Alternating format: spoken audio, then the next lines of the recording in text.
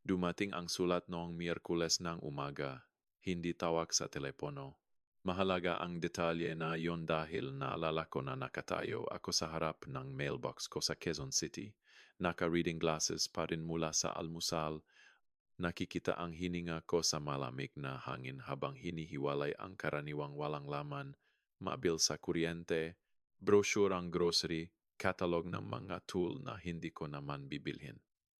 Sa ibaba ng tumpok, isang cream-colored na sobra na may return address na hindi ko kilala. Hargrove at Blythe, Attorneys at Law, Cebu City. Nakatayo ako sa sidewalk ng matagal, hawak lang ito. Si Eliana ay nakatira na sa Cebu sa nakaraang 11 taon. Pumasok ako sa bahay, inilagay ang sobre sa mesang kusina at tinapos muna ang kape bago binuksan.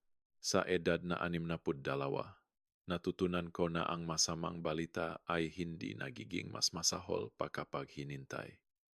Bahagyang gumalaw ang mesa nang ibaba ko ang mukmas maikli ang isang paa.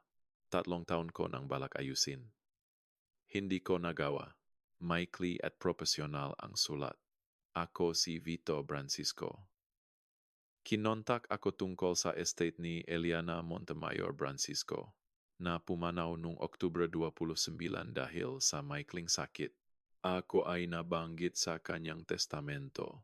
Hinihiling ang aking presensya sa pagbasa na testamento sa susunod na Biyernes, Nobyembre 14 sa Cebu. Hindi ito opsyonal. Kailangan kong personal na dumalo dahil sa kalikasan ng mana. Binasa ko ito ng 2 beses, pagkatapos ay inilagay pababa. Patay na si Eliana, ang dating asawa ko, ang babaeng minsan kong pinaniwalaang siya ang kalahating lahat ng ako. Ang babaeng hindi na binanggit na anak ko sa loob ng 12 taon nang walang pahamak sa boses. Ang babaeng naktayong real estate at hospitality empire na nakakahalaga. Ayon sa huling profile na nabasa ko, mahigit 200 milyon piso. Patay na si Eliana. Nakaupo ako sa kusina ng matagal. Ang liwanag ng Nobyembre ay dahan-dahang gumagalaw sa linoleum. Naisip kong tawagan ang anak ko na si Adrian, pero alam ko na kung paano magiging ang usapan. Maikli, magalang sa paraang mas masakit pa sa lamig. Tatanungin niya kung kailangan kong anumang bagay. Sasabihin kong wala. At magpapaalam kami pagkatapos ng 4 na minuto. 12 taon na kaming nakakaroon ng ganitong uringang usapan. Naisip ko si Eliana tungkol sa kung sino siya bago ang lahat. Nakakilala kami sa University of the Philippines, Diliman. Natatapos ko ang graduate degree sa Civil Engineering. Siya ay undergrad sa Business Administration. Nagtatrabaho ng 20 oras sa isang hotel front desk para sa tuition. Mayroon siyang katangian na agad kong napansin, isang katahimikan. Sa mahihirap na sandali isang katatagan na mukhang madali pero hindi. Nagpakasal kami nang ako ay 28. Siya ay 26. Halos wala kaming pera pero tunay na masaya. Si Adrian ay ipinanganak 3 taon pagkatapos. Ako ang namahala sa unang mataon pagpapalit ng lampin, appointment sa doktor, pagkuha sa paaralan dahil mas flexible ang trabaho ko bilang engineer sa lungsod kaysa sa kanya. Siya nun ay nagtatayo ng isang bagay. Isang maliit na property management company na sinimulan niya sa 15,000 piso at isang second-hand na laptop. Lubusan akong naniniwala sa kanya. Hindi ko kailanman nagduda na makakabuo siya ng isang tunay na negosyo. At nagawa niya. Nang si Adrian ay 12, ang Montemayor Group ay namamahala ng mga commercial properties sa buong Luzon at Visayas. Nang siya ay 16, siya na ang nagde-develop. Mabilis dumating ang pera. Lumipat kami mula sa aming simpleng bahay patungo sa mas bagong subdivision sa Taguig. Pumunta si Adrian sa magandang private school. Naging senior engineer ako. Gumagana ang lahat hanggang hindi na. Nang si Adrian ay 17, ang kumpanya ni Eliana ay nakipagsosyo sa isang lalaking nang nangalalang Javier Whitfield. Nakdala si Javier na ma-investor at makasama silang nag-invest ng malaki sa isang proyekto sa Batangas, isang mixed-use development na dapat maging sentro ng isang bagong distrito. Ambisyoso ito, gayon din, labis ang utang, at nang mag-back out ang pangunahing tenancyam na buwan bago ang pagbubukas, bumaksak ang lahat. Si Eliana ay naglilipat ng pera. Alam kong nasa matinding pressure siya. Hindi ko alam ang buong lawak ng ginawa niya. Inilipat ang pondo nga investor sa iba't ibang account. Humiram laban sa ma-asset na hindi ganap na kontrolado.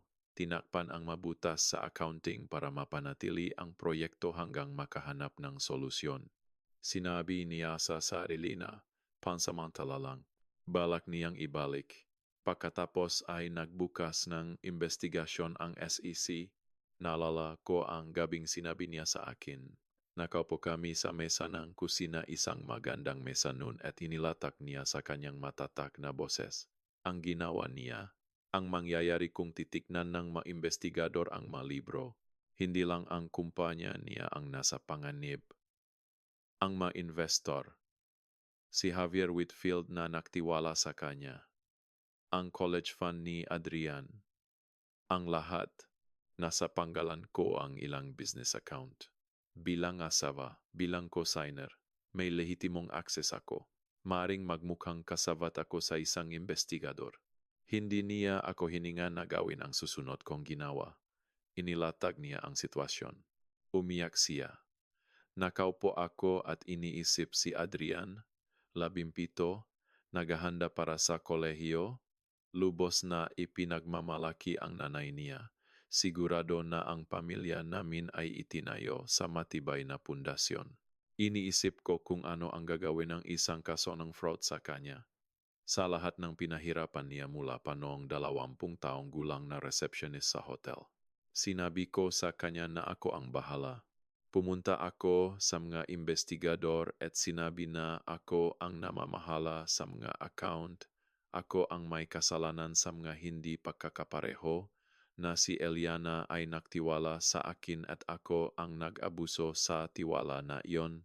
Nawala ang engineering license ko, nahatulan ako ng securities fraud. Nagservo ako ng 26 na buwan sa isang correctional facility sa Tagaytay. Nang makalabas ako, 53 na ako, at ang mundo ay nagbago sa paligid ng butas kung saan dati ang buhay ko. Nag-file ng diborsyo si Eliana 14 na buwan pagkatapos kong makulong. 2 beses niya akong binisita. Sa pangalawa, sinabi niyang pasensya na. Sinabi niyang alagaan niya si Adrian at sisiguraduhin okay ako pagkalabas. Sinabi ko sa kanya na ituon ang atensyon sa anak namin. Sinabi ko na gamitin niya ang pangalawang pagkakataon na ibinigay ko sa kanya. Gusto ko lang na okay siya. Gusto ko lang na lumaki si Adrian na may buo pa ang isang bagay. 19 na taong gulang, si Adrian, nang mapunta ako sa kulungan. Nang makalabas ako, 22 na siya at napagpasyahan na niya kung sino ako. Maingat ang nanay niya. Hindi niya kailanman direktang siniraan ako. Ayon sa pagkakaunawang anak ko, malinaw ang katotohanan. Ang tatay niya ay lihim na nakanulo sa tiwalang nanay, nakasala sa pera, napunta sa kulungan at winasak ang pamilya. Sinubukan ko sa lubkan maraming taon na abutin siya. Hindi para sabihin ang katotohanan, nagdesisyon na ako tungkol doon, kundi para maging ama niya sa anumang maliit na paraan na papayagan niya. Pumunta ako sa graduation niya sa law school, nakaupo sa likod at umalis ng maga. Nagpadala ako ng cards, tumawag sa birthdays. Lagi niyang sinasagot, nagsasalita ng sapat para sa kabaitan, pagkatapos ay nawawala na naman. Muling itinayo ko ang kaya ko. Nakahanap ako ng consulting work, behind-the-scenes engineering analysis na hindi nangangailangan ng lisensya. Sapat para sa apartment ko sa Baguio. May drafting table ako sa extra room kung saan gumagawa ako ng mga proyekto na walang makakita, tulay, community centers, paaralan, Gumuguhit ako dahil kailangan kong gamitin ang mga kamay ko. At dahil maganda pa rin ang magusali sa isip ko kahit walang makakapayak na itayo ko sa mundo.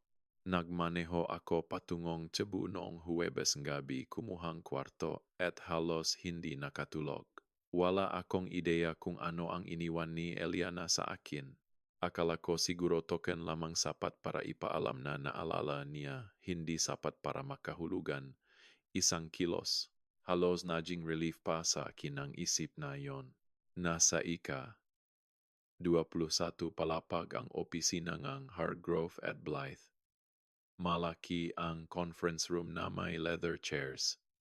Ilang negosyante na ang nakaupo nga tao ni Eliana, siguro. At sa dulong mesa, inilalapag ang telepono ang anak ko. 40 taong gulang na si Adrian, guwapo at kalmado. Naging neutral ang mukha niya nang makita ako. Tatay, sabi niya. Adrian, sagot ko, at umupo. Pumasok ang abogado na si Ate Rebecca Torres. Ipinaliwanag niya na may mga tiyak na instruksyon si Eliana. Nagsimula siya sa charitable bequests at scholarships. Tumango ng matiaga si Adrian. Pagkatapos ay sinabi ni Rebecca, sa aking anak na si Adrian Montemayor Francisco. Iniwan ko ang halagang 500,000 piso. Naging tahimik ang buong kwarto. Bumukas ang braso ni Adrian. Excuse me? Sabi niya ng mahina. May higit pa, sabi ni Rebecca. May sulat ang nanay mo. Tinukoy na basahin ng malakas. Nagsimulang basahin ni Rebecca sa tono ni Eliana. Sa lahat ng nandito ngayon, 12 taon akong naktayo ng isang bagay na ipinagmamalaki ko. At hindi ako makakaalis sa mundong ito nang hindi kinikilala kung ano ang pinakbatayan nito. Hindi lang ang sariling pagsisikap at pananaw ko, kundi pati isang utang. Noong gabi ng Marso 8, 2008, gumawa ako ng desisyon sa pananalapi na siyang fraud. Inilipat ko ang pondo ng mga investor, nagpeka ako ng records. Ang asawa ko, si Vito Francisco, ang umako ng kasalanan para sa ginawa ko. Hindi siya ang naglipat ng pera. Nagkulong siya ng 26 na buwan para sa kasalanan na ginawa ko. Nawala ang lisensya niya, ang karera, ang kasal, at ang relasyon sa anak niya. Hinayaan ko siyang gawin iyon. Sinabi ko sa sarili na makakabayad ako sa kanya. Mali ako, Adrian.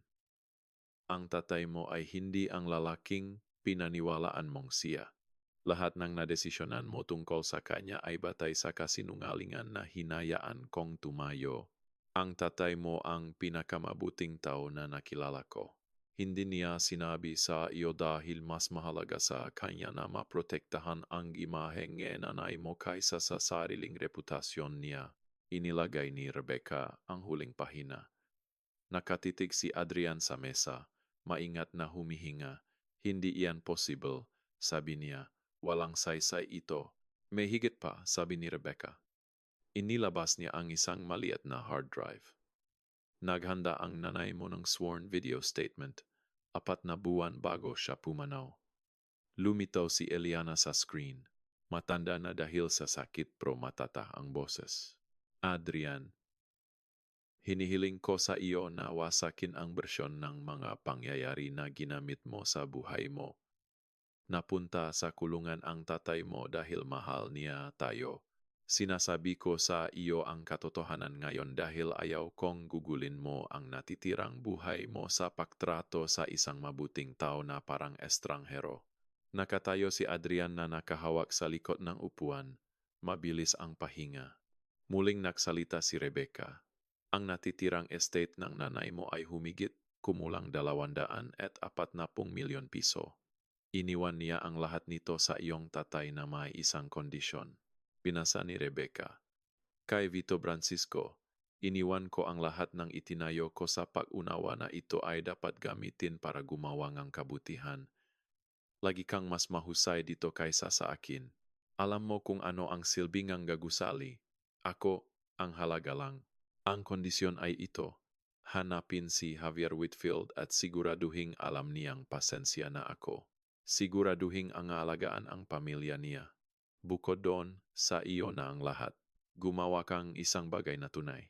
Nabasag ang boses ni Adrian sa katahimikan. Gaano ka katagal alam?